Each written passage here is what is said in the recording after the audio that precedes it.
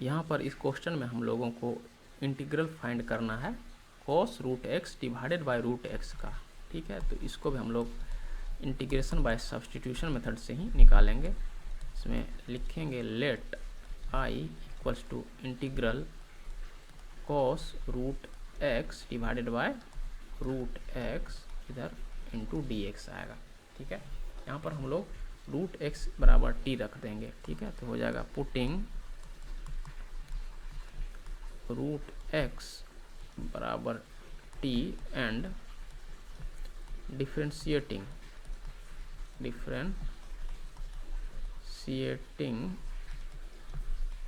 with respect to x gives what it gives।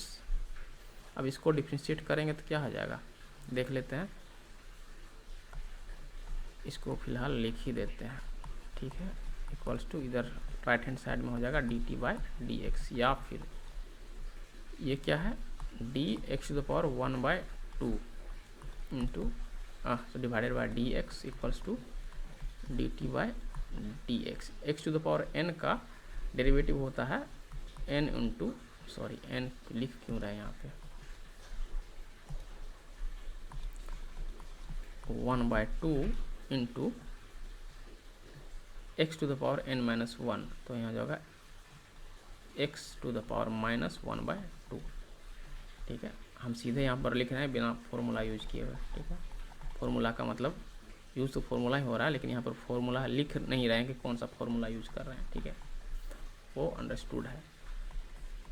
इस implies that यहाँ हो जाएगा, चूँकि नेगेटिव साइन का मतलब होता है कुछ हम लोग नीचे ले आ सकते हैं, ठीक है। 1/2 एक्स टू द पावर 1/2 इस तरह से लिख सकते हैं equals to d t by d x, या फिर डी एक्स को इधर ले आएंगे लेफ्ट हैंड साइड में हो जाएगा डी एक्स बाय अब 2 x to the power half को अंडर रूट एक्स लिख सकते हैं इक्वल्स टू डी टी, यहाँ इम्प्लाइज होगा, ठीक है।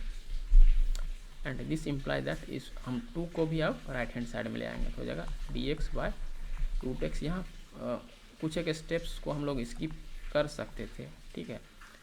ये हो जाएगा 2dt,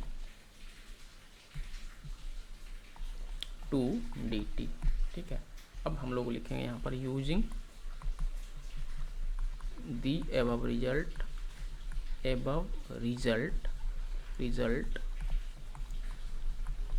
वी कैन राइट, क्या हम लोग लिख सकते हैं i equals to integral cos root x, तो रूट एक्स को t माने हैं तो ऊपर में आ जाएगा कॉस t। अब यहाँ देखिए dx बाय रूट एक्स को एक साथ अगर लें ये हो जाएगा 2dt इंटू 2dt, ठीक है, ये आया है। अब यहाँ 2 कांस्टेंट है तो उसको हम लोग इंटीग्रल साइन के बाहर ले आ सकते हैं कुछ इस तरह से, cos t dt। यहाँ पर चूँकि हम लोगों ने एक प्रॉपर्टी यूज किया है इंटीग्रल्स का, कांस्टेंट जो बाहर आ गया है तो उसको हम लोग लिखेंगे इंटीग्रल ऑफ के एफ यू इक्वल्स टू के into integral of F you, ठीक है। और यह हो जाता है 2 इंटू कॉस टी का इंटीग्रल होता है साइन टी,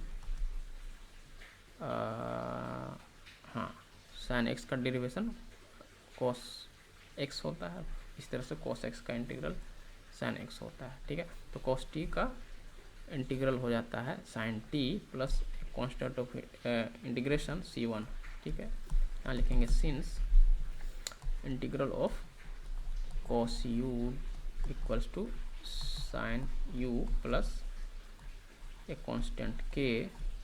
अब यहाँ c1 आया है तो उसको भी लिखेंगे, c1 क्या है, c1 is a constant of integration. अभी थोड़ा सा नीचे स्पेस बनाते हैं, ठीक है। इसको इस तरह से लिख सकते हैं 2 साइन टी प्लस यहाँ c1 के साथ 2 मल्टीप्लाइड है तो इसके लिए हम लोग एक c लिखेंगे और यहाँ आगे लिखेंगे c इक्वल्स टू 2c1। अब ये बहुत ही सिंप्लीफाइड फॉर्म में है, यहाँ बस केवल आई का वैल्यू वापस सब्सटीट्यूट कर देना है। तो हम लोग लिखेंगे सब्सटीट्यूटिंग बैक